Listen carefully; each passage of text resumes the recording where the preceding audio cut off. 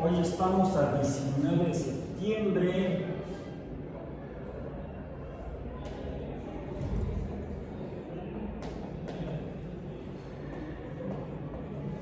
de 2023 en Introducción al Pensamiento Crítico basado en ciencia. Son las 12:17. Hace 6 años estaba dando clase a la 1 de la tarde, estaba dando clase de física biológica.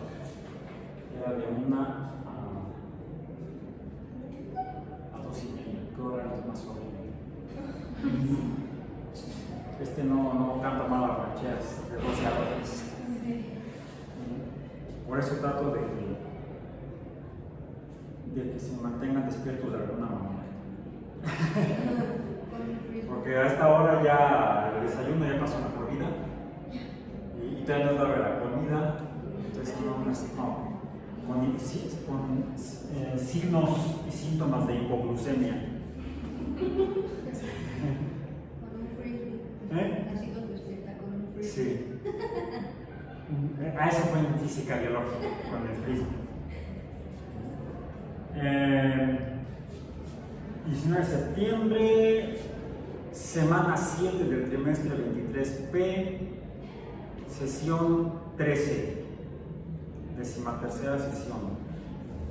Tema 13, 13ª parte del curso. ¿Vale? Está reprobado. Te presentas a recuperación, por favor. No. Es muy común eso, y de hecho ya lo abordamos en una sesión anterior, cuando hablamos en la segunda parte del curso, ¿no? Cuando hablamos de cómo es más o menos la forma de pensar en la sociedad, y abordamos en aquella ocasión fue vida cotidiana y pensamiento crítico. No, fue antes, creo. Bueno, ya lo vimos. Ciencias paranormales, espectros, adivinación, fue el tema 7. Ciencias paranormales, espectros, adivinación, percepción remota, telequinesis, buenas y malas vibras, buena suerte, mala suerte. Por ejemplo, en México, esta fecha suele estar asociada a ese tipo de pensamiento. Pero es una combinación entre pensamiento mágico de mala suerte, de malas vibras, de que uno se trae experiencias desagradables. Si todos están pensando mal, algo malo va a pasar. Entonces no hagan el simulacro porque entonces atraen el sismo. Se cruza con otro de nuestros temas, que sería ya más el pensamiento científico, la predicción desde el punto de vista científico, que en realidad es estadística. Hablamos de probabilidades, echamos mano de herramientas matemáticas, la probabilidad que se basa en la estadística. Registramos eventos que suceden recurrentemente. Por ejemplo, todos los días por allá sale una cosa brillante, se mete por acá. Podemos hacer el estudio estadístico y vemos que no siempre sale a la misma hora. No siempre sale a la misma hora. ¿Por qué? No siempre sale por el mismo lugar. Pero si hacemos un conteo de los eventos, podemos aplicar pensamiento estadístico, métodos estadísticos, y llegar a ciertas explicaciones del fenómeno que nos permiten incluso más adelante predecir con base en la construcción de un modelo al que llamamos teoría. Siempre y cuando ese modelo explicativo se haya confirmado y estemos todos de acuerdo, que fue algo que ya revisamos previamente, y por cierto acabo de subir el TikTok. ¿Qué diferencia hay entre una hipótesis? ¿Qué es una hipótesis? ¿Qué es una tesis? ¿En qué son diferentes? ¿Y qué es una teoría? ¿En qué son diferentes una hipótesis, una tesis y una teoría? Fue algo que estaba yo haciendo hoy en la mañana, precisamente. Tomé el recorte de la clase correspondiente y lo subí hoy hace rato a TikTok como short de YouTube, y ahorita estaba verificando que se haya subido a Instagram. Entonces ya está en Instagram. Vamos a ver si aquí está. Dice: la hipótesis con evidencias es una.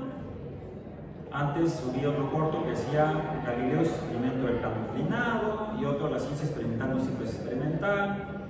Eso es de una sesión anterior de clase. Hoy subí otro que dice, bueno, hace rato estaba yo subiéndolo a Instagram, lo subí hace rato en Facebook también, en ex Twitter. No lo subí porque el texto está muy largo.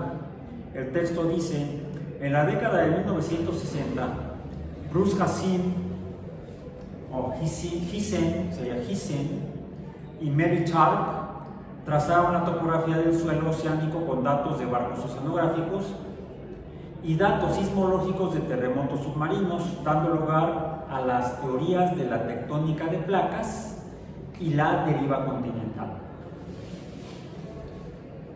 que describen la corteza terrestre fragmentada en placas que se desplazan pasivamente sobre las corrientes de convección del manto bajo la corteza. El movimiento de las placas no es uniforme. Estos movimientos tectónicos son responsables de la aparición de montañas, volcanes, sismos, formación de plegamientos y fallas geológicas, expansión de océanos y desplazamiento de los continentes. Y le agregué un par de imágenes que tomé dando el crédito al Servicio Geológico de los Estados Unidos. Ahí consulten ustedes. Eso sería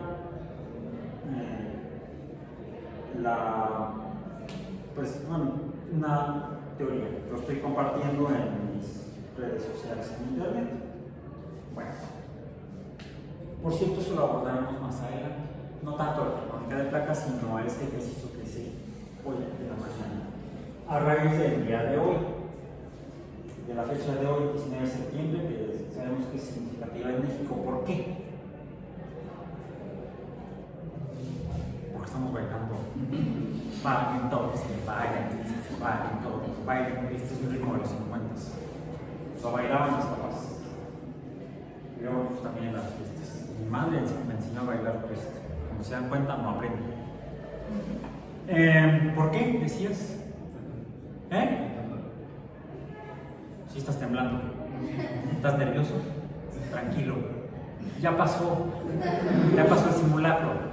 Y el último sismo de magnitud importante sentido en la Ciudad de México, ¿cuándo fue? ¿Hace un año? ¿Hoy hace un año? No, sigue.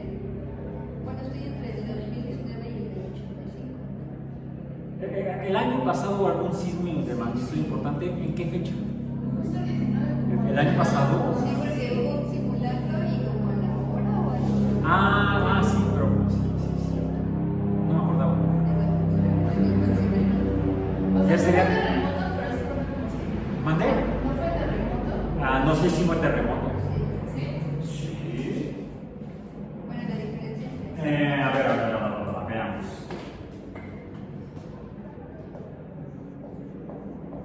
Terremoto. Súbete a mi moto. Ese es del 90. Terremoto. Etimológicamente, ¿qué significa? Viene del latín. Terre, tierra. Moto, movimiento. Una máquina motriz es una máquina que produce movimiento. Un motor es un generador de movimiento. Entonces, moto viene del latín movimiento. Tierra y movimiento. significa movimiento de tierra. También le llaman temblor. En español, temblor de tierra. Bueno, un temblor es un tipo de movimiento. Por cierto, es muy impreciso esto. Esto es muy genérico, esto es impreciso y esto es genérico. También algunos le llaman sismo. Algunos se han querido ver elegantes y lo escriben así: seísmo. Terremoto, temblor, sismo. I feel the earth move under my feet. I feel the sky tremble and down. Tremble and down. Esa es setentera. Esa canción es de. Bueno, no recuerdo quién es el compositor, pero la cantaba Carole King. La de. Es de los 70. Pregúntenle a sus abuelitos. ¿En serio?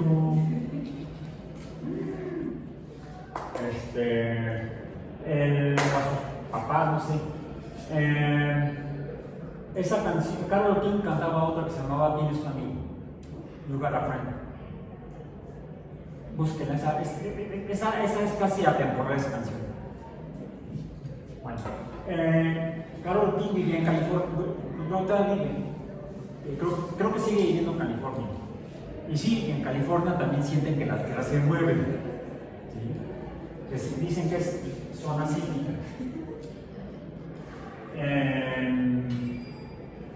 Estos son sinónimos, significan lo mismo, son lo mismo, pero suena más impresionante ¿no? Hasta hubo una película en los 70s que se llama así, Terremoto, y para que la gente fuera a verla, sacaron una nueva tecnología que ahora salió una nueva versión para en las salas de cine. En aquel tiempo se llamaba Sensurround, o sea, como de sensación.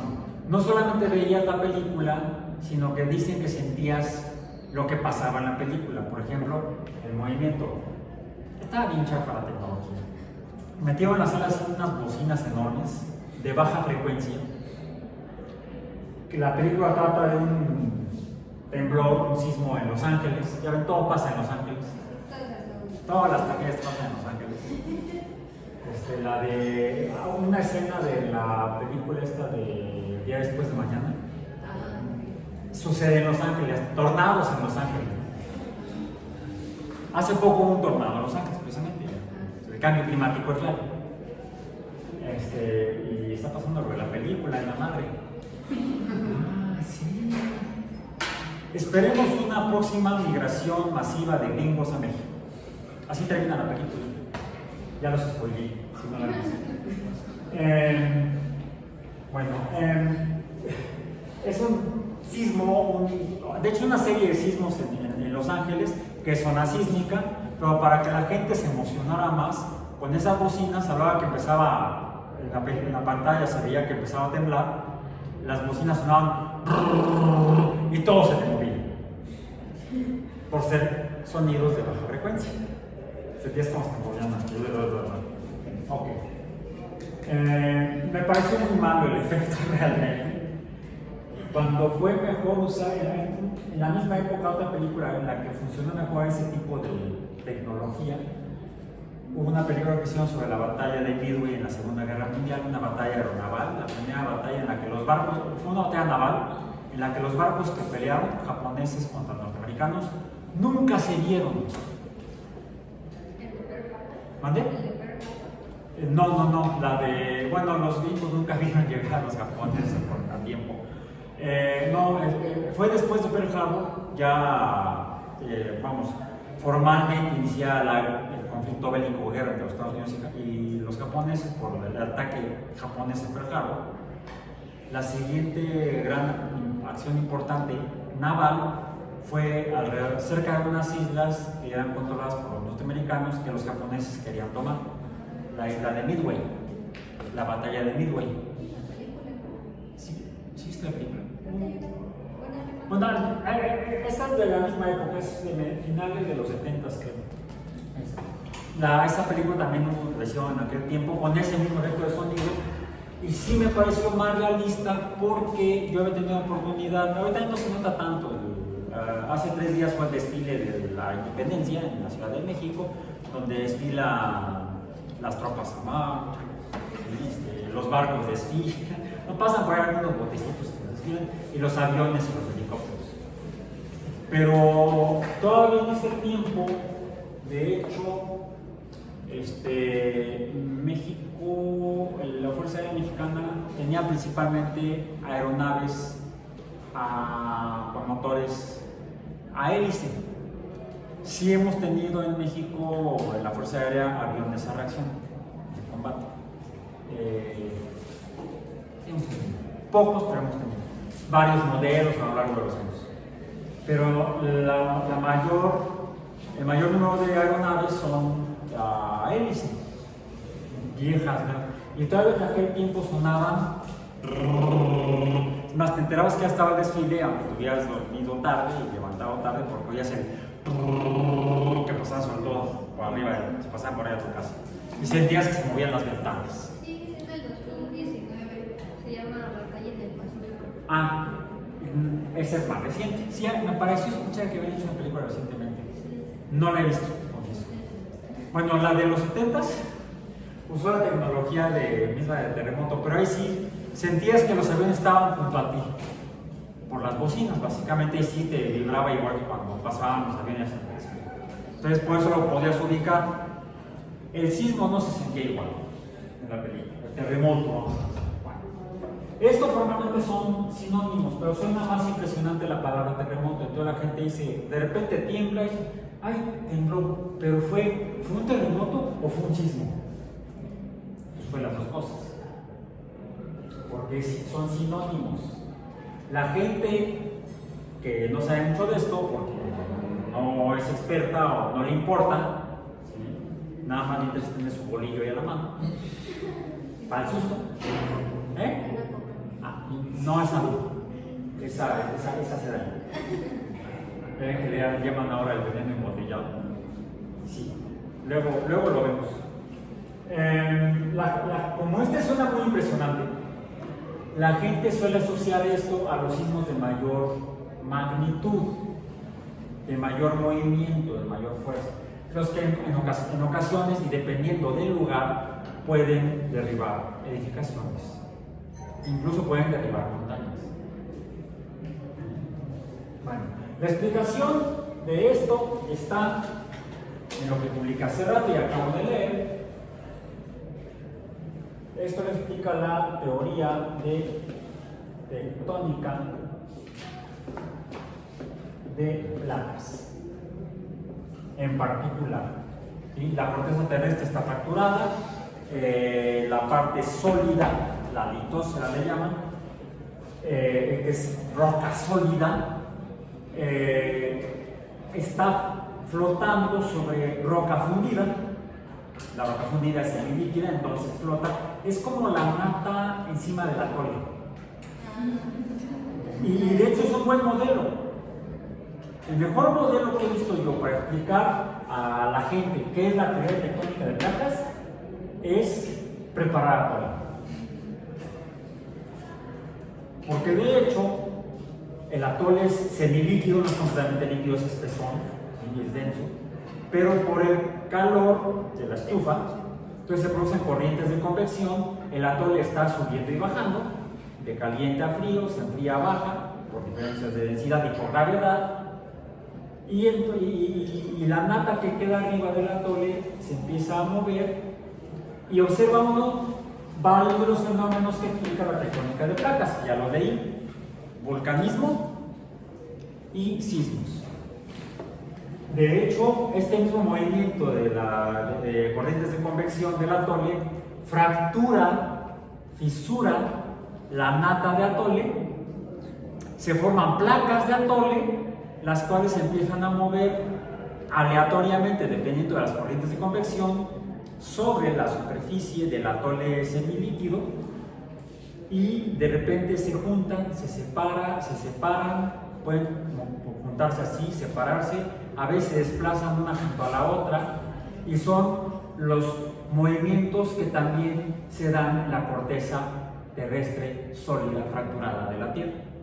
Y de repente sale ahí del atole una burbujita y empieza a salir atole líquido, un volcán de atole. Podemos hacer modelos científicos y además comérselos. Bueno, tomárselos. No olviden el tamal y el bolillo, y puede ser torta de tamal. Vitamina doble T. Ok, bueno. Esta sería una forma de explicar qué es la tectónica de placas, que es la causa de que la superficie de la Tierra se mueva aleatoriamente. ¿Podríamos, en el caso aleatorio, saber dónde va a salir la siguiente burbuja, el siguiente volcán? ¿O dónde se va a fracturar la nata? Lo mismo pasa con la superficie de la Tierra, con la corteza terrestre. Es impredecible, porque los movimientos son demasiado caóticos, demasiado aleatorios.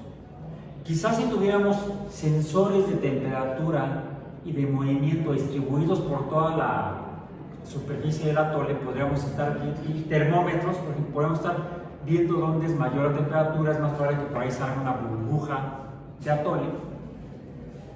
Y quizá eso podríamos hacer para poder llegar a predecir la actividad volcánica y la actividad sísmica en la corteza terrestre. Por lo pronto, más vale estar preparado. Para eso son simulacros, como el que hubo hoy, al menos en la Ciudad de México. Bien. Y recurrentemente se hace para que la gente sepa cómo gritar cuando hay temblores. Porque a la mera hora, muchos hacen lo que no se debe hacer. Bien. Por cierto, también subí el video. ¿Sí lo han visto? ¿No? Bueno. Originalmente estaba dando clases de física el día del sismo del 19 de septiembre del 2017. El del 85, pues no ya existían los celulares, pero eran carísimos. En México creo que había 3 teléfonos celulares. Uno lo tenía un conductor de noticias. Y por cierto, era un poco grande, lo tenía en su carro. Funcionaba en el carro, no era de bolsillo. Ya existía el servicio en México de telefonía celular, pero eran un puñado de personas que lo tenían en el país. Este periodista, conductor de noticias, se llamaba, ya falleció, Jacobo Zabludovsky, ese famoso Jacobo Zabludovsky, que él vivía por allá, creo que por las Lomas o algo por el estilo. Se dio el sismo, se trepó a su carro y él trabajaba en Televisa y se fue hacia Televisa. Entonces tomó algo que pasó durante el sismo es que fue a las 7:19, algo así, de la mañana. Yo estaba tenía entonces un laboratorio en el edificio ese que ya no está. Ese que está ahí es nuevo, todavía no lo terminan de construir. En el edificio ese anterior, estaba yo en un laboratorio en el segundo piso. Ese día iba yo a poner examen de química orgánica. Entonces estaba yo revisando, llegué temprano, mi papá me dio un aventón, llegué temprano, me puse a revisar el examen, que estuviera todo bien, que no tuviera errores, para ir a sacar las fotocopias y luego a las 8 de la mañana en clase repartir. Entonces estaba yo sentado en mi silla, a la mesa, revisando el examen, cuando de repente arriba del laboratorio estaba el bioterio. Y en el bioterio, pues a los animales se les pone aserrín para la orina, las heces, etc. Y ese lo traían en tambos de 200 litros. Lo subían en el montacargas y luego lo movían ya en el piso en plataformas. Es como montacargas de ruedas. Y siempre que pasaban por arriba del laboratorio, pues toda la cristalería se movía. Entonces eran 7:19 y de repente oigo que la cristalería suena. Estos del bioterio. No, todavía no llegan. Llegan a las 8. Todavía no son las 8. Está temblando. Hice lo que no se debía hacer. Gritar. ¡Ah! No. Sin gritar. abrí la puerta, estaba yo solo. De hecho, creo que no había nadie más, al menos en el segundo piso. Sí había más gente en la planta baja. Salí corriendo, bajé las escaleras, salí del edificio al pasillo y una de las dos del piso vi cómo se levantó. Está temblando. Seguí corriendo hasta el centro del patio y me encontré a una alumna que estaba temblando más que el sismo.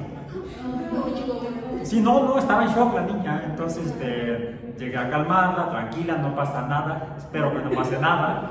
Ya pasó, ¿estás bien? Ok, pues, vaya con Dios, José. Me regresé, cosa que no se debe hacer ahora, a ver qué había pasado. Pues en el laboratorio no había pasado nada, pero en el de enfrente nada más vi cómo salía agua de debajo de la puerta. Algo se rompió. Me salí y me puse a revisar la unidad y vi cómo entonces la universidad terminaba en la cancha, en la pista de atletismo. El terreno era de una estación de radio. Estaba separado por una barda. La barda se cayó. Entonces dije, oh, y había un árbol en la cabecera del edificio C. ¿Del edificio C? Sí, de este edificio. Había un árbol muy bonito al que íbamos a sentarnos a almorzar y tomar la sombra. Estaba partido en 2 troncos. Oh.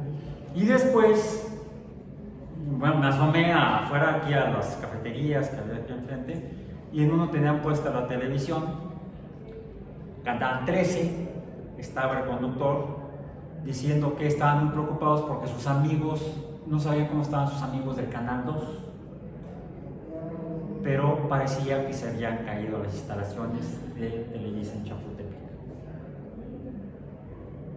Porque sí, estaban al aire dando las noticias de la mañana. Es más, encuentran el video en YouTube y se ve cómo están diciendo, está temblando, no se preocupen, está todo bien, y de repente, ¡fum!, se cortó la señal. Ahí murieron varios.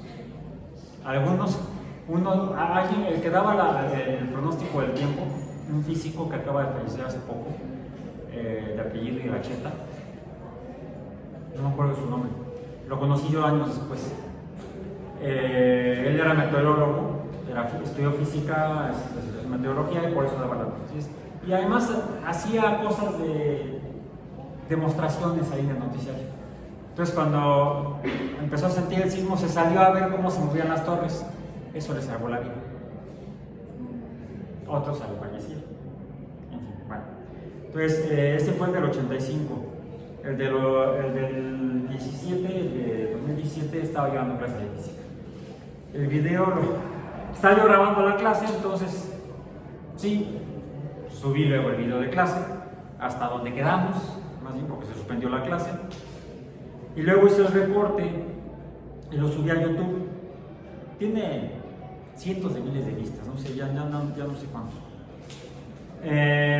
Ahí seguía el video y últimamente, a raíz de que abrí el canal la cuenta en TikTok, lo recorté a 1 minuto y el primer minuto de esa parte lo subí a TikTok. Hace rato recorté 30 segundos, los primeros 30 segundos.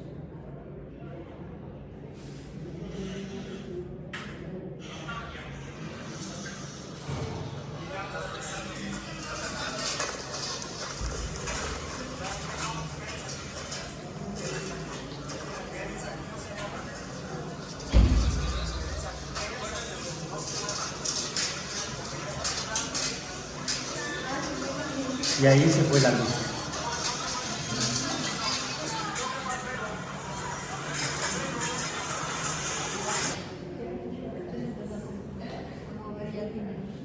Sí, se sintió muy bien. Estamos en el 3er piso del edificio hoy. ¿Han visto el salón estaba junto a las escaleras externas? Ya no salón, ahora son cubículos de profesores.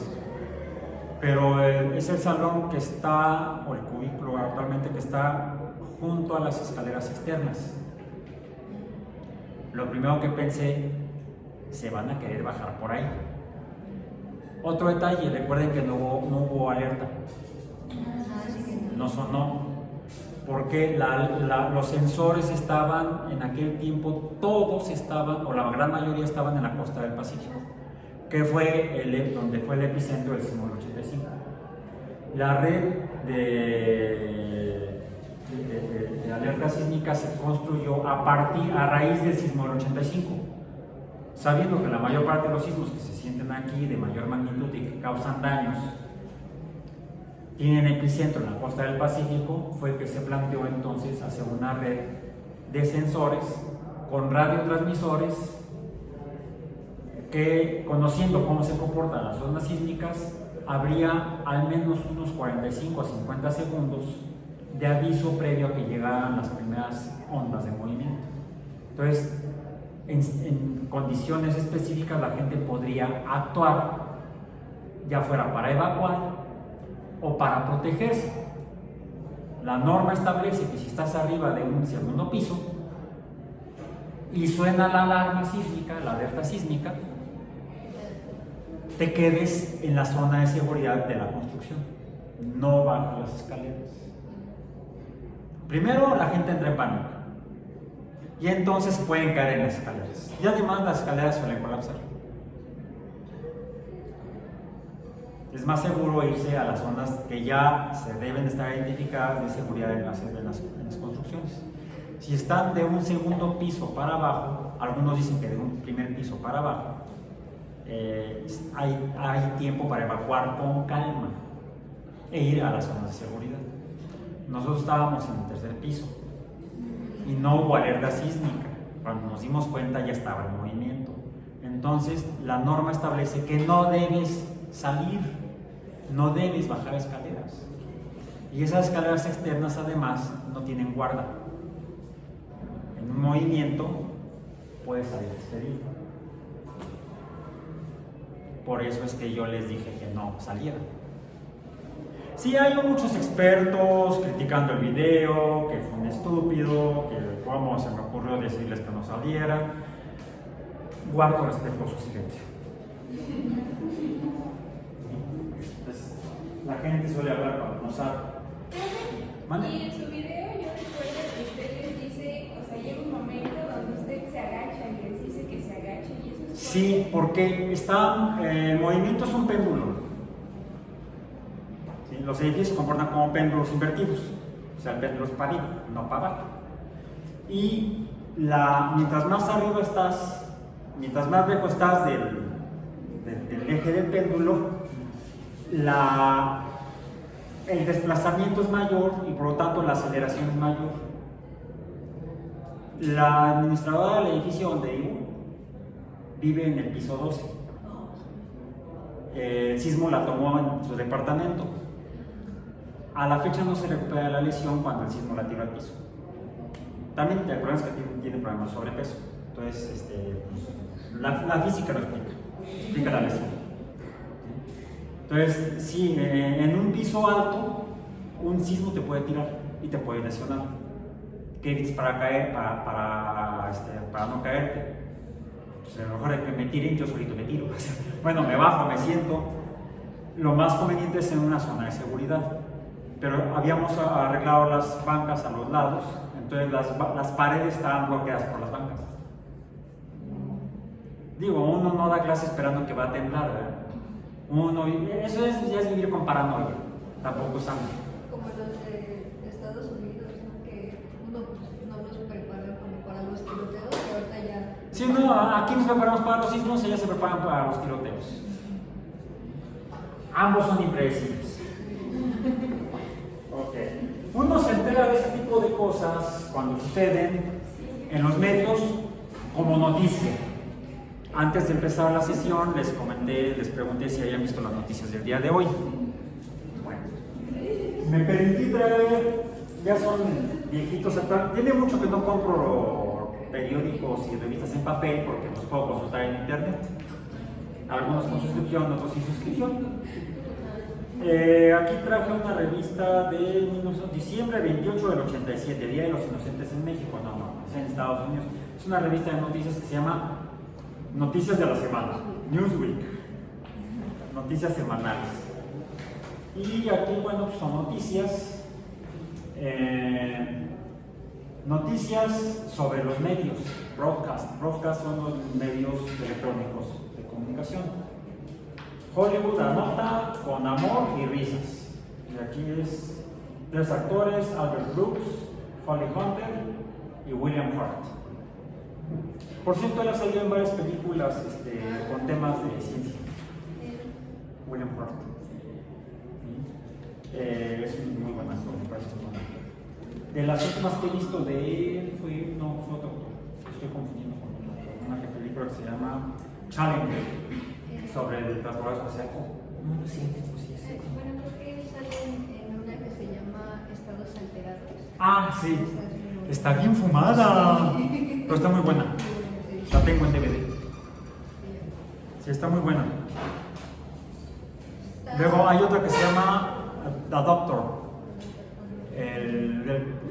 La traducción literal sería el doctor. Le pusieron aquí. No me acuerdo. Está basado en un libro escrito por un médico que se llama A Taste of His Own Medicine, una probada de su medicina. La hace de un médico que enferma de cáncer.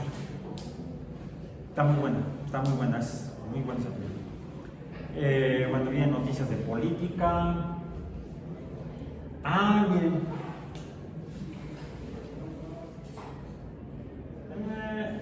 Beneficios hacia 1987. ¿Qué dice aquí? AIDS, SIDA. En inglés. Y ya se habían dado casos de los de actores. En particular aquí está Liz Taylor, la cual se contagió por una transfusión. El presidente de los Estados Unidos era Ronald Reagan. Ahí está con Mikhail Gorbachev, que era el secretario general del Partido Comunista Soviético. Ya vienen noticias de política.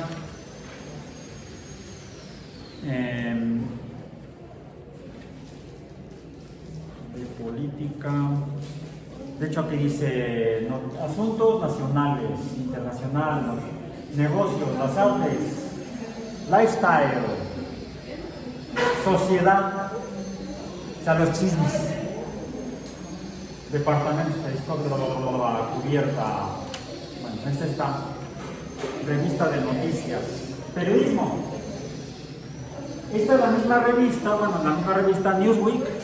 Otra fecha, octubre 28, cerca de Halloween, octubre 28 de 1991. Pero vean lo que viene en la carátula, en la portada. Dinosaurios, 1991. Ya abordamos algo de más o menos esas fechas, ese año o el año. ¿Sí fue ese año? ¿Mandé? Parque Jurásico. La novela y poco después la película. ¿Cómo vivieron los dinosaurios? En una revista de noticias. O sea, la noticia principal en este número fue la televisión. La noticia principal en este número fue ciencia.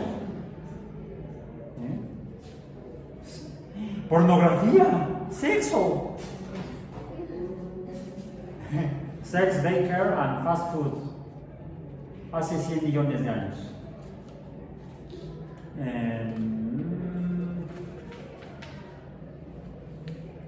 Y bien, aquí noticias, por ejemplo,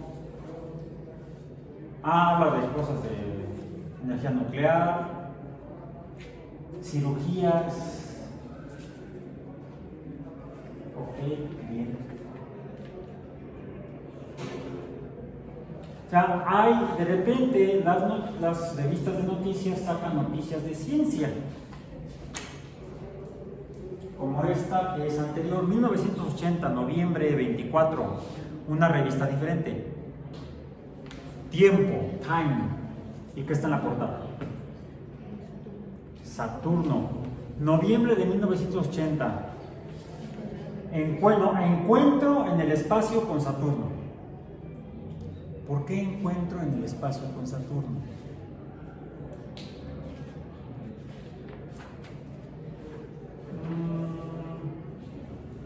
Arte de vaqueros.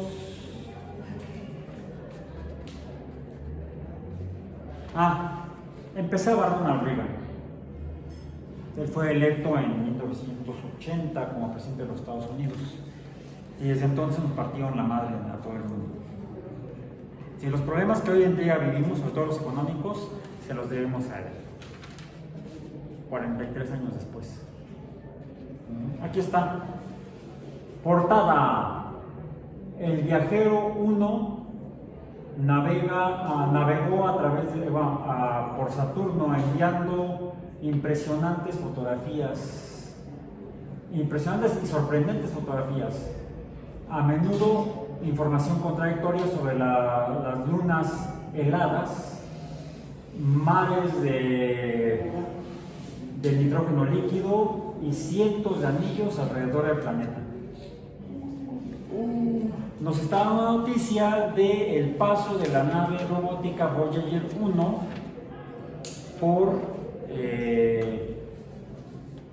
por Saturno.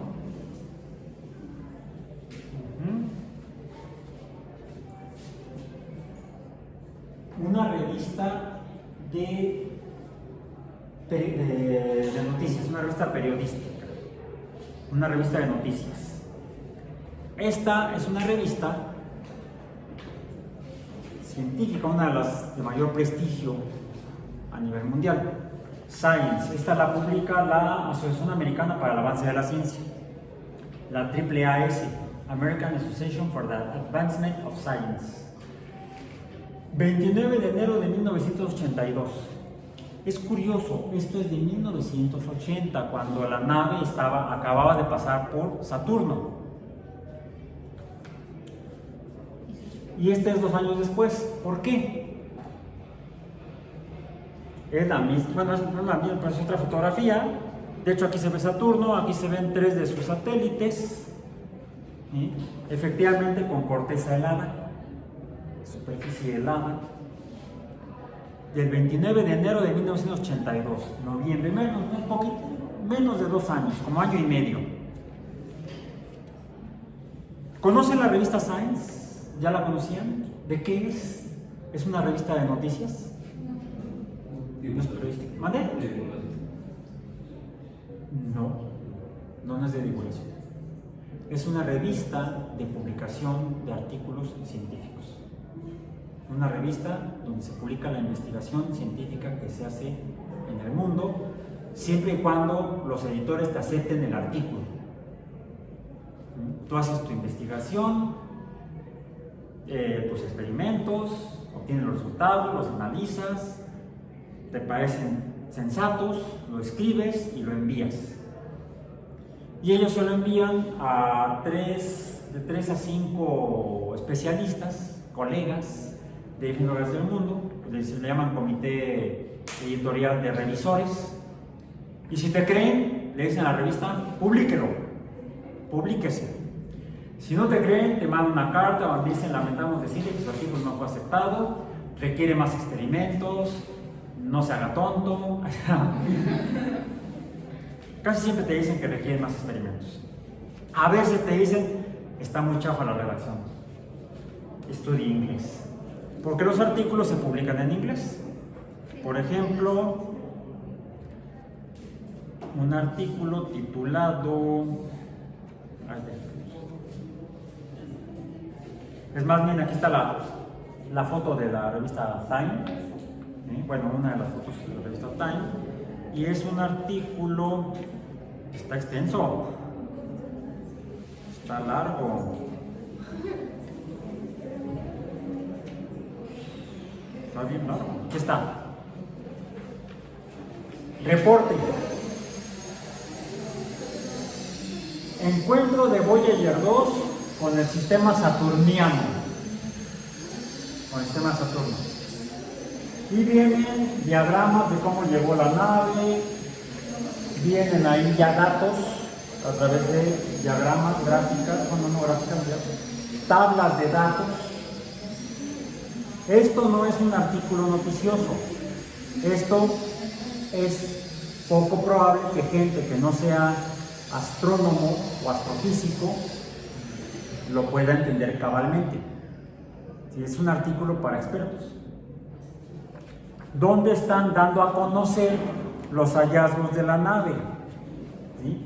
Del montón de aparatos que llevaba. Aquí otro artículo, una nueva vista sobre el sistema de Saturno, imágenes de la Voyager 2. Estos son solamente un artículo sobre imágenes. Aún así hacen análisis de las imágenes. No todos son las fotografías. Hay gráficas donde se publican la información, los datos científicos que se extraen de las imágenes científicas tomadas por las cámaras de la Voyager. Déjenme ver. Sí, más gráficas. Mapas geológicos, ¿sí? A partir de las imágenes fotográficas. O sea, las fotografías son información de la cual se extraen datos y además se procesan para poder obtener más información, como por ejemplo mapas topográficos.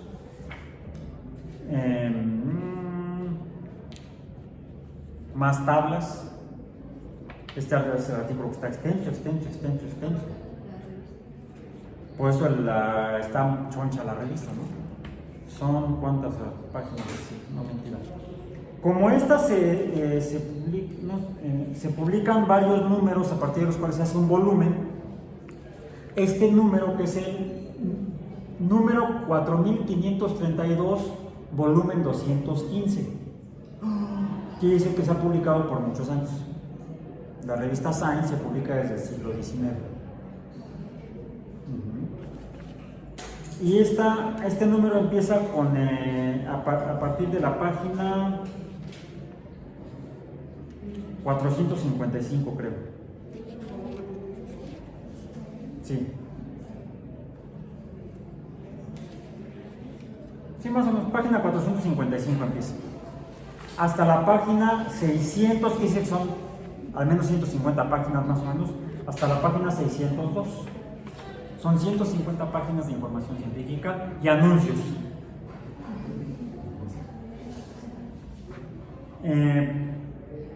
Que por cierto, aquí viene bolsa de trabajo. Se solicita científico para el Departamento de Farmacología de la Escuela de Medicina de la Universidad de Harvard. Profesor asistente de anatomía y biología celular. O sea, aquí pueden buscar chamba.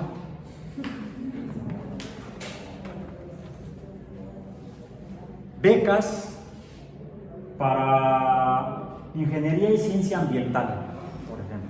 Hay también dos convocatorias de becas. Y tiene, me parece, al principio una sección de cartas al editor, una editorial, al final de un principio, y aquí está el primer artículo: microanálisis y microscopía de barrido de electrones, de electrones dispersos, scatter es dispersión de electrones. Hay otra revista tan famosa y más antigua que Science, pero no se publica en los Estados Unidos, esta se publica en el Reino Unido. Es la revista Nature. Es también un número antiguo, de abril 1 de 1999. Es el número 6726, volumen 392, por cierto, es un suplemento o complemento. Este no es el número formal, sino un adicional al número 6726, donde publica cómo estaba en ese año, en 1999, la ciencia, ¿dónde? en América Latina. América Latina. ¿Sí? Entonces, aquí vienen artículos sobre cómo se hacía, cómo estaba el campo de la ciencia en América Latina en ese tiempo. Porque también se investiga la ciencia misma. En esta también vienen convocatorias. Es más, una convocatoria de la Academia Mexicana de Ciencias. También se anuncia en revistas, en los lugares. Fundaciones, institutos, universidades. Y es más, miren aquí. ¿Qué dice aquí? La Universidad Nacional de Quilmes. Esto es en Argentina. Y aquí abajo dice, bueno, acá dice Facultad de Química, Universidad de la República Oriental del Uruguay. Y aquí abajo, la Universidad Autónoma Metropolitana es una institución de educación superior pública de excelencia académica fundada hace un cuarto de siglo.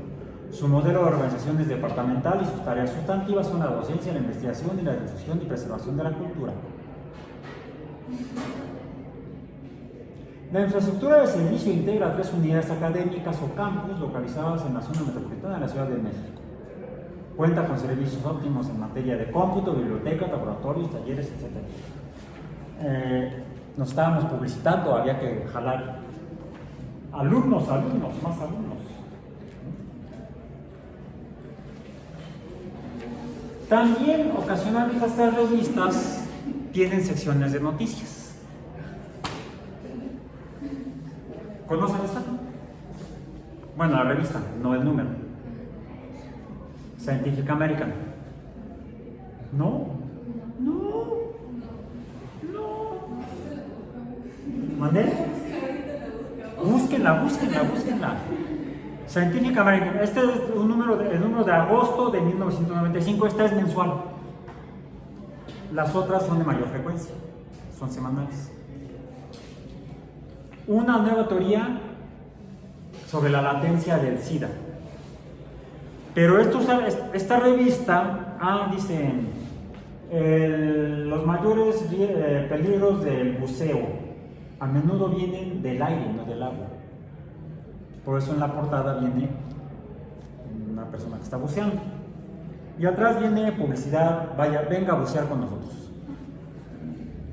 Venga a arriesgarse con nosotros. Esta revista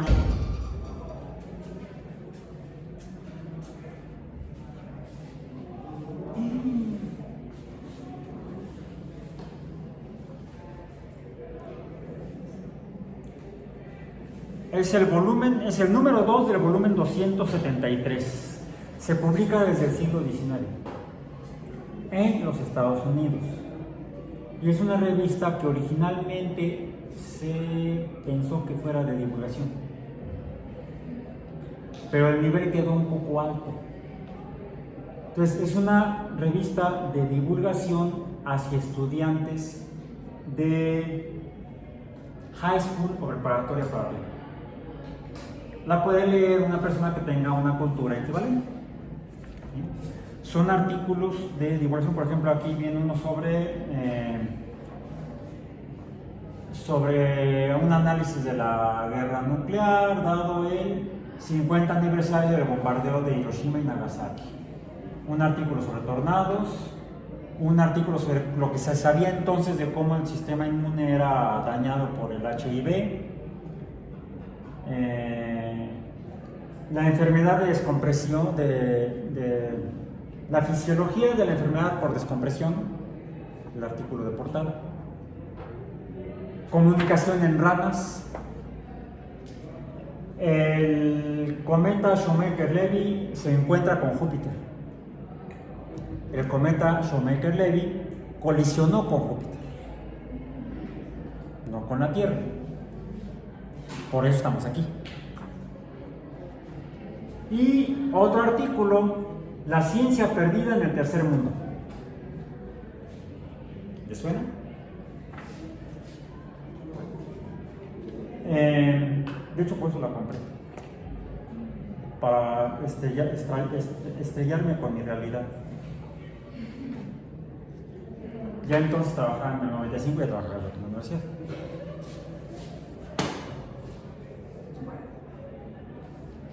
Esta es una revista, se nota más antigua, ya está deshaciéndose. Esta es el número 3 de 1984. La revista se llamaba, ya no sale, hace muchos años que dejó de salir,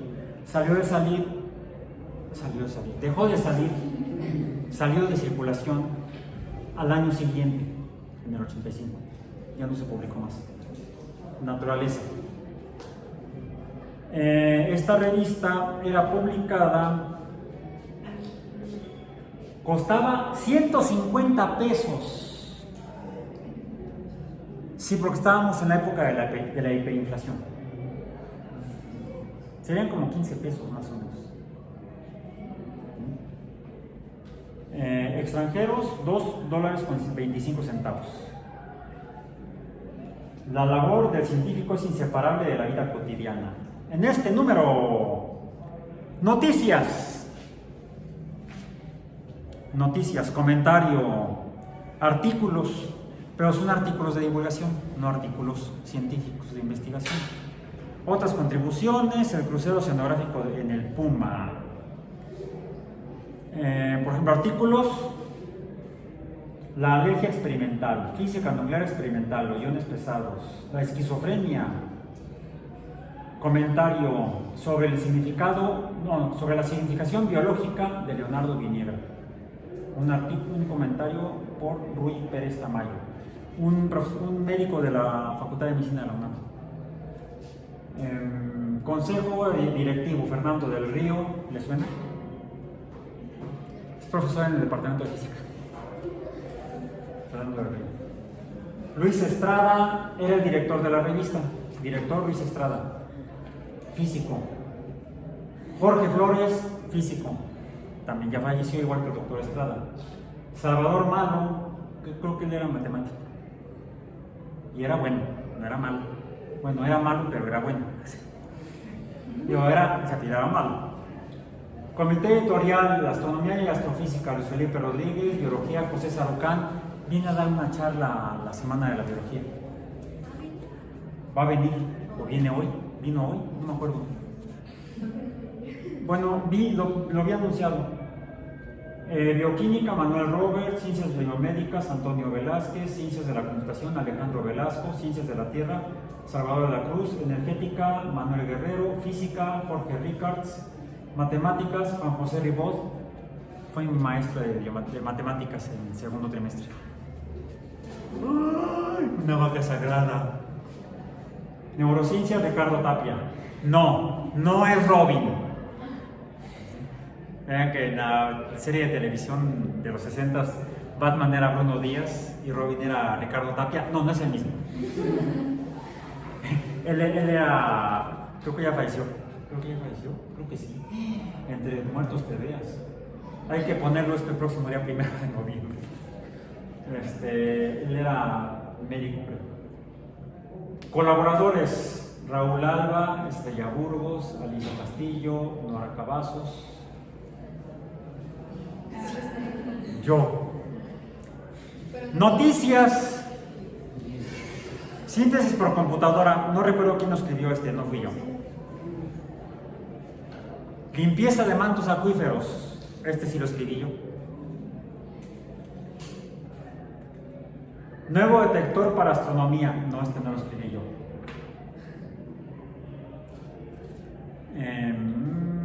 Se está deshaciendo. Lo saqué de la biblioteca de Alejandría. ¿Cómo curar el herpes? No, tampoco lo escribí yo. Alrededor de Vega. Es un artículo, es una noticia sobre el aparente descubrimiento de un exoplaneta alrededor de Vega. Uno de los primeros posibles hallazgos de exoplanetas. En 1984. A principios de 1984, el equipo científico del satélite astronómico infrarrojo IRAS informó sobre el descubrimiento de una capa de material rocoso alrededor de la estrella Vega. LIRA, Ver Naturaleza, volumen 15, número 2, página 68. A una distancia de 85 unidades astronómicas de la estrella y a una temperatura, según el espectro infrarrojo, de 85 Kelvin. Se calculó que el material que constituye este caparazón puede ser de aproximadamente 300 masas terrestres y cada partícula podrá tener alrededor de 0.12 centímetros de diámetro. Bla, bla, bla, bla, bla. Este sí lo escribí yo. Tratamiento de aguas residuales, también lo escribí yo. Fósiles de plástico, desafortunadamente también lo escribí yo, porque hay un error aquí. En lugar de la conjunción de, debía haber usado la conjunción en, porque no son fósiles de plástico, sino fósiles en plástico. Fósiles de plástico serían plástico fósil, sí, estrictamente desde un punto de vista gramatical. No, describe una metodología que habían desarrollado entonces para poder, de residuos de las excavaciones de fósiles, de fragmentos, se podían embeber en plástico, desmenuzar el material mineral y obtener por vaciado microfósiles en el plástico solidificado. Entonces fue un brinco enorme en la investigación paleontológica gracias a una ocurrencia técnica. ¿Sí? La conjetura de Mordell, bla bla bla, no escribí yo. Trabajaba yo como reportero científico para la revista Naturaleza. Acababa yo de terminar la carrera en diciembre del 83 y en enero entré a trabajar a la revista. Y como la publicaba la UNAM, la Universidad Nacional Autónoma de México, aquí dice. ¿Sí? El director, precisamente Luis Estrada, era un físico de la UNAM. La mayor parte de la gente que trabajaba ahí era de la UNAM. Salvo en el equipo de redacción de noticias, estaba Carlos López Beltrán y Nemesio Chávez, los dos biólogos egresados de la UAM, de la primera generación de biología experimental en particular. Pero yo cuando llegué ahí me los encontré. Hola, ¿qué haces aquí? Vengo a buscar chamba. Me mandaban, como en todos los medios periodísticos, a aprender en la calle, reporteando. Pero yo lo que hacía es que me venía a la hemeroteca, buscaba principalmente estas dos revistas científicas, donde venía lo último, me ponía a revisar y veía algún artículo que pudiera ser interesante. Y entonces lo escribía como noticia. Por supuesto no ponía las tablas ni las gráficas, sino había que interpretarlo al lenguaje coloquial, para que cualquier persona, a diferencia de Scientific American, esta revista estaba dirigida a un público con una cultura equivalente a nivel secundario.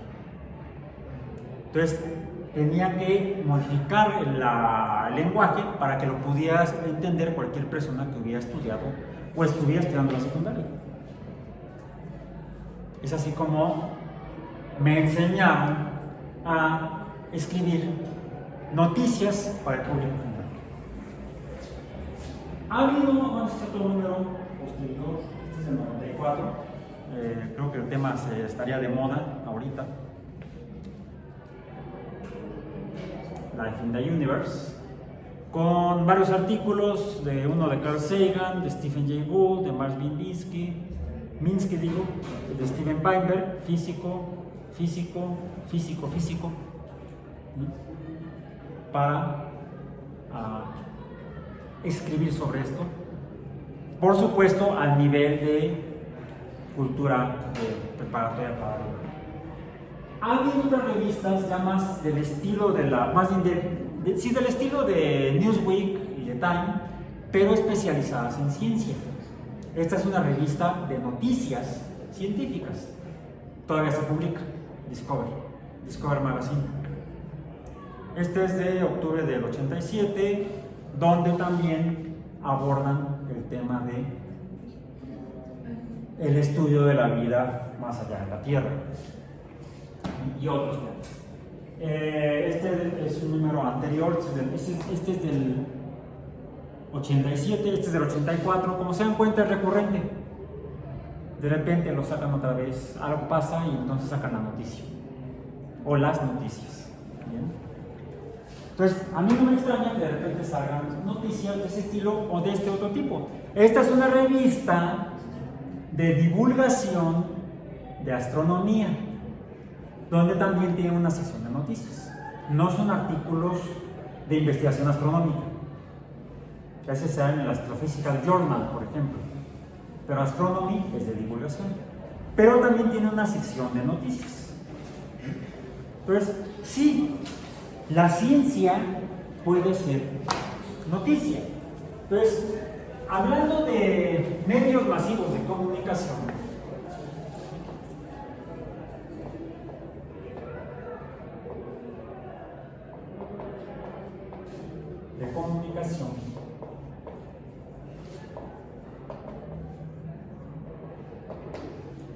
pueden tener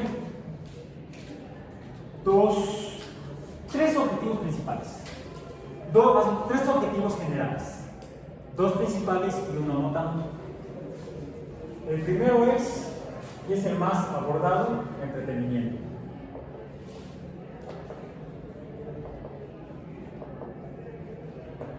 Es el principal negocio de los medios masivos de comunicación. Pero debemos especificar cuáles son los medios masivos de comunicación. El más antiguo, el imprenta, la prensa, material escrito. Este es un medio masivo de comunicación, vamos a decir. Pero está especializado en ciencia. Este otro sería un medio masivo de comunicación general. Ya vimos política, economía, ¿sí? Pero también llegan a abordar ciencia. Entonces, medios masivos de comunicación tenemos históricamente la prensa, ojo, prensa periódica, porque dentro de la prensa tenemos también a la industria editorial de libros. Y formalmente los libros no se consideran medios masivos de comunicación, ¿no? Aunque sean bestsellers y se vendan muchos ejemplares, formalmente no se interpreta como un medio masivo de comunicación, sino más bien como literatura, un medio literario. ¿Correcto? Entonces, la prensa periódica sí se considera como un medio masivo de comunicación. ¿Qué tan antigua es? Algunos lo ubican entre el inicio del Renacimiento europeo y la Ilustración francesa, más o menos. Pero en ese periodo, dependiendo de diferentes sociedades, empiezan a publicarse periódicamente algunos ejemplares impresos, donde se comentan los eventos de la sociedad, o se anuncian eventos de la sociedad, sobre todo, por ejemplo, políticos, o se avisa a la sociedad lo que está ocurriendo. Por ejemplo, iniciamos una guerra contra otra nación. Durante la guerra de secesión de los Estados Unidos, algo que publicaban estos medios eran las bajas de las tropas. Hay algo previo, porque la guerra de secesión fue en el siglo XIX. Uno de los fundadores de los Estados Unidos precisamente fue un periodista, Benjamin Franklin, y él vivió en el siglo XVIII. Alcanzó el siglo XIX, pero muy poco. Ya estaba grande cuando participó en la Revolución Americana. Entonces, revisen, googleen luego para ver más o menos cuándo los historiadores consideran el inicio de la prensa como medio de comunicación masiva.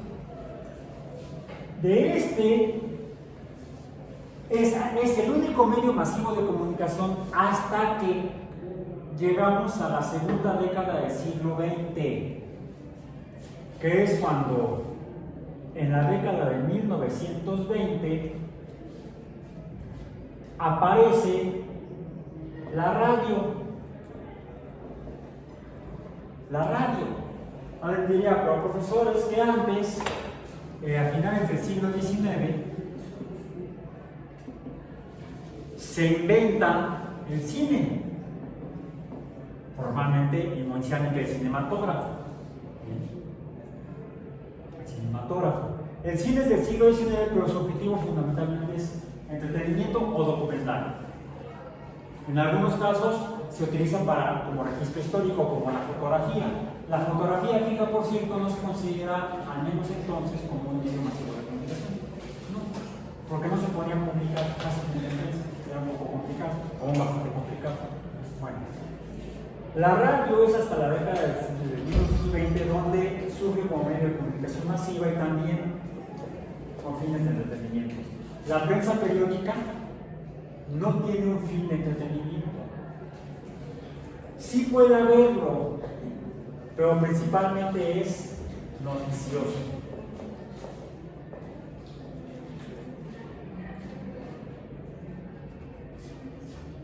Por eso es que la prensa se asocia tan directamente con las noticias.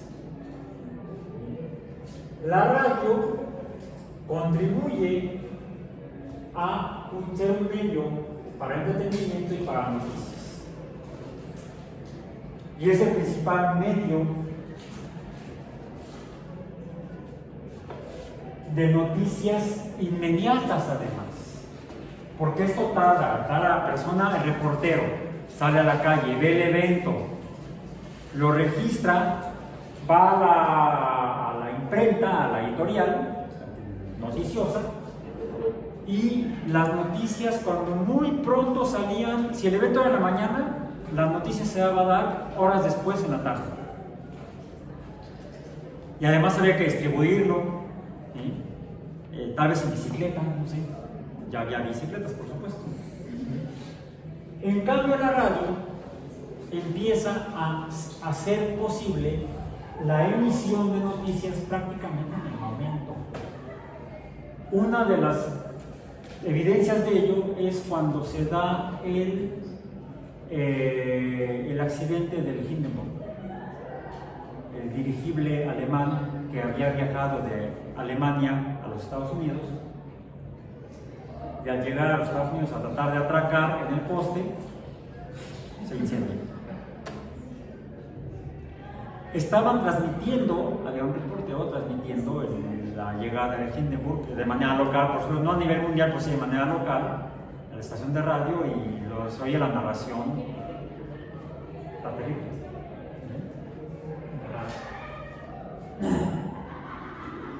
O tardan minutos, no sé, pasamos de horas a minutos, ¿correcto?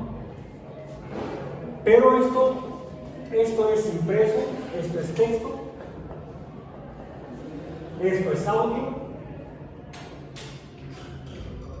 Con el tiempo se logran incluir en la prensa escrita, en el texto, se acompañan imágenes,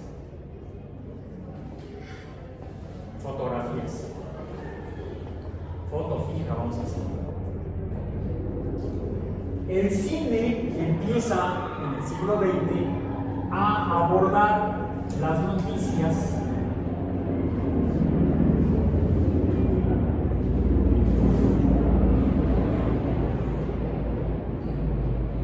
como complemento al entretenimiento. Actualmente ya no lo he visto en los cines, ¿sí? Ahora te zambuten de anuncios y de las próximas películas y de los dulces para que vayas a comprar dulces antes de ver la película, o las palomitas. ¿Sí? Pero antes, hace años, al menos todavía el siglo pasado, antes de la película sí también te ponían anuncios ahí que fueras a la dulcería por los caramelos, el refresco y las palomitas, pero había lo que se llamaba el noticiario de cine.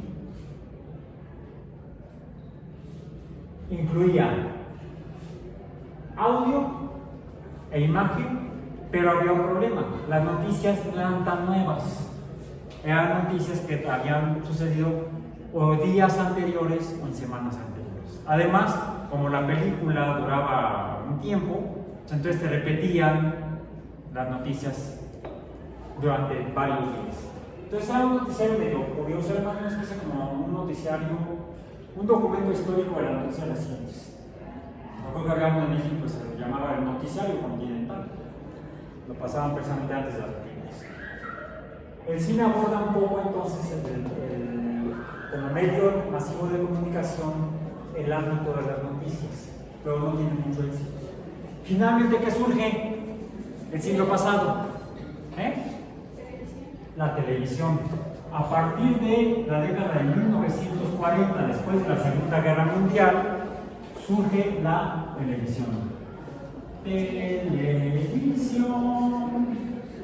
La mejor programación, no televisión, donde tenemos audio, imagen, pero además, igual que la radio, se convierte en un medio instantáneo.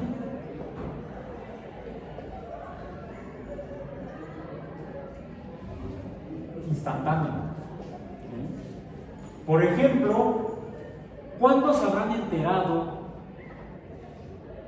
en Europa de la invasión norteamericana a México? Es más, de la caída de la Ciudad de México en septiembre de 1847. ¿Cuánto tiempo habrá tardado en llegar la noticia a Europa? Es más, al mismo Washington. Era a caballo. No había todavía. El telégrafo empezaba. Los primeros experimentos. Ya para la guerra de secesión, en los Estados Unidos ya había telégrafo. Ya para la guerra, para la intervención francesa en México, ya había telégrafo en México. Es más, el general Zaragoza le envió el telégrafo al presidente Juárez sobre la victoria en Puebla, la derrota de las tropas francesas por las tropas de los orientales mexicanos. Llegó la noticia casi inmediatamente por telégrafo al presidente, pero no a toda la gente. Eso fue a través de prensa escrita. Tardó horas en llegar la noticia a la gente. En cambio, ¿cuándo se enteró la gente de la llegada de Neil Armstrong y Buzz Aldrin a la Luna? Tranquility Base here, the Eagle has landed. Un segundo después de que llegaron. El tiempo que tardó de viajar la transmisión de la Luna a la Tierra, 300 y tantos mil kilómetros, 480.000 kilómetros, de la Luna a la Tierra, que haya sido recibido en Australia, por cierto, la transmisión era de noche en América, era de día en Australia, y la señal llegó primero a Australia y de ahí se distribuyó por satélite al resto del mundo. Fue segundos lo que tardamos en enterarnos en la pantalla de televisión, pero no lo vimos porque no había la capacidad de enviar la imagen directamente de donde estaban interesando, pero sí finalmente de cuando un pequeño paso para un hombre, un gran salto para la humanidad, y sí lo vimos, la imagen y el audio con un segundo y fracción de no mentira, lo que fue de noche fue la salida a la caminata. El aterrizaje en la luna fue como a las 4 de la tarde hora de México, y la salida a caminar fue como a las 10 de la noche, 9:10 de la noche. Fue como 6 horas después, más o menos. Por ahí, no me acuerdo exactamente bien por ahí. Entonces, ¿cuánto tardamos en enterarnos de la noticia de que habían aterrizado en la luna? Segundos. Al día siguiente salió en los periódicos. ¿Qué nueva noticia? Unos medios han ido desplazando a otros. Vean cuántos diarios hay, por ejemplo, hoy en día en los puestos de periódicos. y de qué tamaño son. No solamente han sido rebasados por la radio y por la televisión, y quizá la televisión ha desplazado a la radio, sino que ahora tenemos, ¿qué? Las redes sociales, en internet, tenemos formalmente internet. Aunque internet, digamos, la tecnología empieza a funcionar en 1969, el mismo año del descenso de la luna. Pero se difunde el uso de internet a la gente hasta la década de 1990, ya en todo el mundo. Europa, Estados Unidos empezaron a popularizarse internet en la segunda mitad de los 80s. Siempre aquí nos llega la tecnología tarde, alrededor de 5 años antes, actualmente tarda menos. La idea es hacer negocio y vender iPhones, entonces los sacan, la última generación de iPhone, te la sacan una semana después que en Los Ángeles. Bueno, internet, 1990, pero mencionaste las redes sociales, que si bien empiezan en la misma década del 90, no son tan populares, son bastante ineficientes. Se hacen populares las redes sociales en el siglo XXI. Y un poco entradito el siglo XXI. ¿En qué año se fundó YouTube, por ejemplo? Creo que 2005. ¿En qué año nacieron? ¿En qué año naciste? Bueno, ya te tocó internet. Naciste con internet debajo del brazo. 2003. 2003. Tenía 2 años cuando empezó YouTube. ¿Alguien más joven? 2000. No dije más joven. Ah. Mayor respeto para sus canas. Yo me veo más joven. Menos así es tragaños. Bueno, pues ustedes ya son veteranos, son de pensamiento crítico, licenciatura en bioexperimental, optativa. Sus compañeros de biomatemáticas o de los de ecología son de chile de mole y de manteca, porque son de química y de ingeniería bioquímica. Pero los que sí son jovencitos son los de biomatemáticas 1. Biomatemáticas 1, segundo trimestre de algunas licenciaturas. Bueno, entonces, hay 2 ámbitos de las noticias y los medios masivos de comunicación y la ciencia.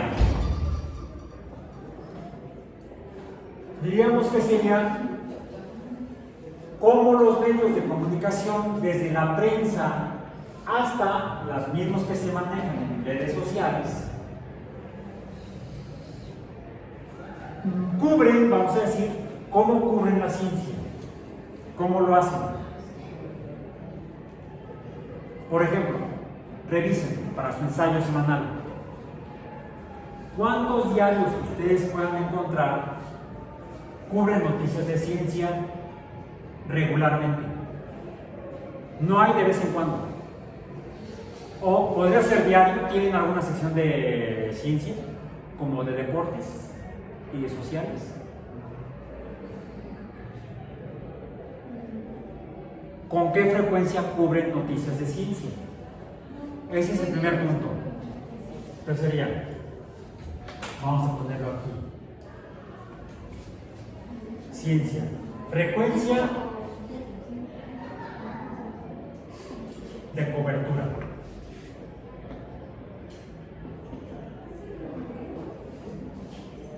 ¿Cubren noticias de ciencia con qué frecuencia?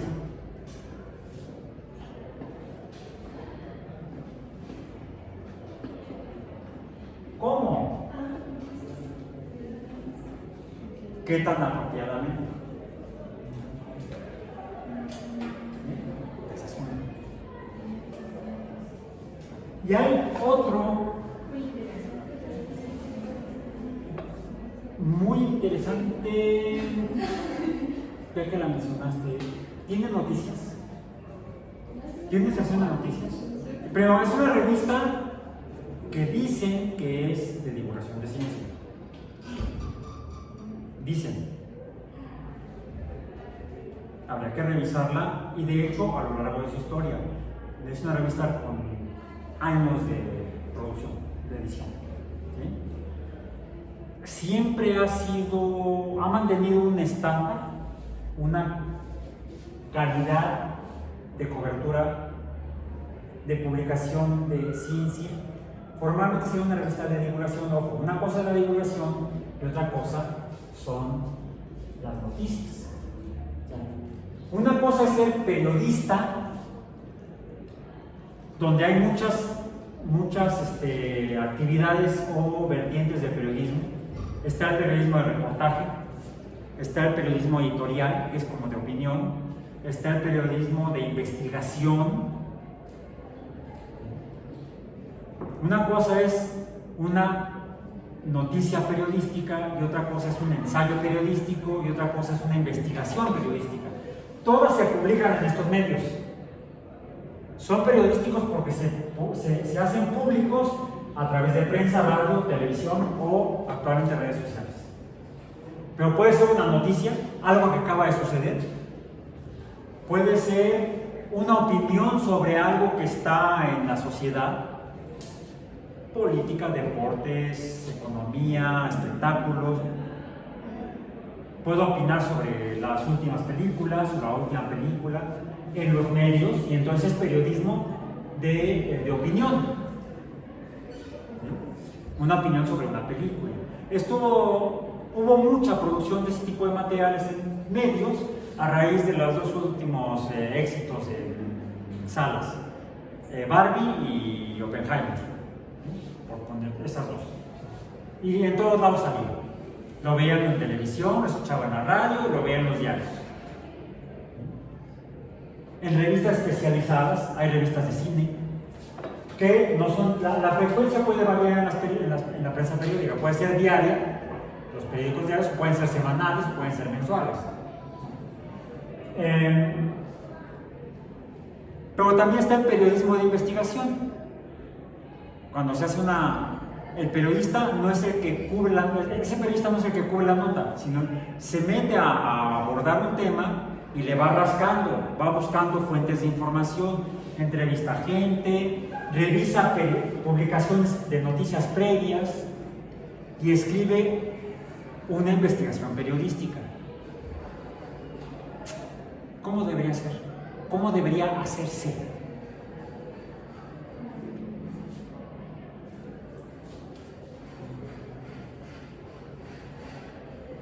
Con base en ciencia. Eso nos da entonces, puede hacerse periodismo de investigación sobre temas de ciencia, puede hacerse reportaje de noticias de ciencia, puede hacerse opinión sobre ciencia. Se ha hecho en estos últimos 4 o 5 años del gobierno actual, se ha escrito mucho, se ha dicho mucho en televisión, se ha cubierto mucho en radio y televisión sobre el CONACYT, por ejemplo. Tanto noticias como opiniones y supuestas investigaciones. Y no solamente sobre el CONACYT, sino sobre la ciencia en México. Por ahí ha surgido un reportaje de investigación, no un reportaje de noticia, sobre lo que el autor, el periodista investigador de ese tema, de ese asunto, tituló su nota periodística, su investigación periodística como La mafia de la ciencia. Así que googleen y lo incluyen en su reporte semanal. Esto es reciente. Periodismo de investigación sobre ciencia en México. Eso es decir, la ciencia puede ser el objeto.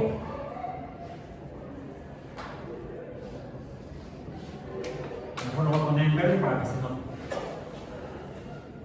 En verde voy a poner el objeto del trabajo periodístico o de medios de comunicación es la ciencia.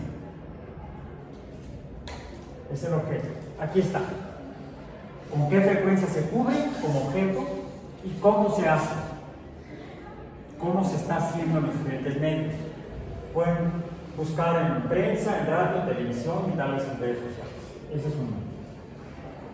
Otro es, y tiene que ver sobre todo con el periodismo de investigación, pero no solo con el periodismo de investigación, sino con el mismo periodismo de reportaje de noticia. incluso de ensayo u opinión. Los medios, vamos a decir, los medios masivos de comunicación, MMC,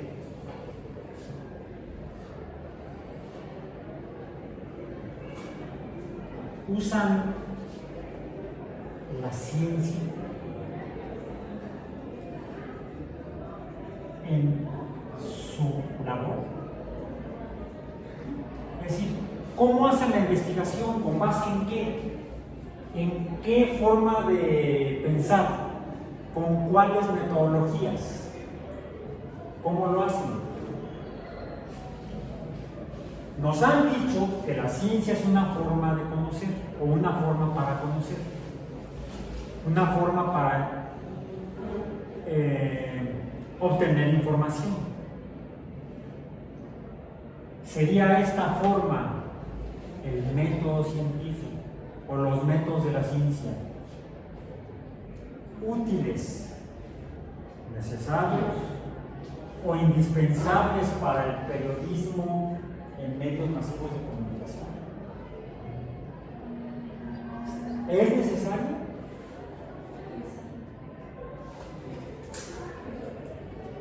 Hay algunos ejemplos en el sitio web del curso y están en el CIPI. Son relativamente recientes, porque los he ido reemplazando respecto a los primeros que revisaba en los cursos anteriores de Introducción al Pensamiento Crítico.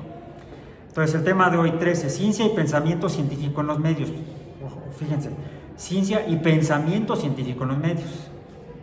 Y le puse como subtítulo, periodismo acrítico y divulgación de ciencia y pseudociencia. Porque ya hemos hablado de la pseudociencia, lo que parece ciencia, porque usa sus métodos, usa el lenguaje de la ciencia, pero afirma falacias. Pretende, mediante el uso de las herramientas de la ciencia, presentar como cierto lo que no lo es. Eso es una pseudociencia descrito por los que lo han descrito, que no soy yo lo he consultado, uno de ellos fue Sagan precisamente, pero no soy el único que ha descrito a la pseudociencia en estos términos generales. Bueno, la indicación para el día de hoy fue, caso, seleccione un artículo. Hay aquí 4. El primero, noticia en la jornada del 10 de mayo de 2021. La homeopatía muy eficaz para tratar los trastornos post-COVID. Leanla. Siguiente. No viene la fecha en el encabezado de la noticia, pues sí, pero la fecha está en el URL del medio. También es en la jornada, pero es de noviembre de 2007. Insiste, la luna y las lluvias provocaron inundaciones. Lean. Tercera, sobre el mismo evento, en otro medio, es un diario que es El Siglo de Torreón, es también del mismo año. Luna de octubre, ahí se titula el artículo, es parte de una columna, de hecho más que noticia es una nota editorial, un artículo de opinión en El Siglo de Torreón, escrito por cierto por un ex profesor de la UAM, ya falleció desafortunadamente, profesor de periodismo. Tenía una columna que se llamaba Plaza Pública, se publicaba en varios periódicos del país, uno de ellos El Siglo de Torreón, y afortunadamente está disponible en internet. Un problema de internet es que parece, no sé por qué, algunos dicen que va a sustituir a las bibliotecas internet. Yo lo dudo, o no debería hacerlo, porque actualmente es difícil encontrar páginas web antiguas. han desaparecido. Casi como si hubieran quemado la biblioteca de Alejandría. Ya no se consiguen. ¿Sí? Este sí, ya lo revisé antes o al menos al principio del trimestre. Es Luna de Octubre en Plaza Pública de Miguel Ángel Granados Chapa, en el siglo de Torreón. Y la cuarta, hasta reciente, o sea, la primera es reciente, 2021, las siguientes dos son de 2007, sobre el mismo evento. La primera es noticia, la segunda es una opinión editorial, y esta última también es de 2021. Esta es en un medio que no es mexicano. Bueno, se publica en español en México y cubre México, de hecho, pero la revista, vamos a decir, de hecho, Newsweek se llegó a producir en español en México. Pero los dueños son los Newsweek de Estados Unidos. Esta es Forbes, una publicación supuestamente sobre economía. ¿Sí? Es un periódico especializado en economía, Forbes. El dueño es un gringo, Michael Forbes. Es de enero 26 de 2021 y dice: crean escáner que detecta COVID-19 en personas y superficies. Se fabricará en México. Es al menos recomendable que quienes se dedican al periodismo en cualquiera de sus actividades y especialidades eche mano de las herramientas de la ciencia y de los métodos de la ciencia para su labor profesional. No me contesten, háganlo en su ensayo. Nos vemos el jueves.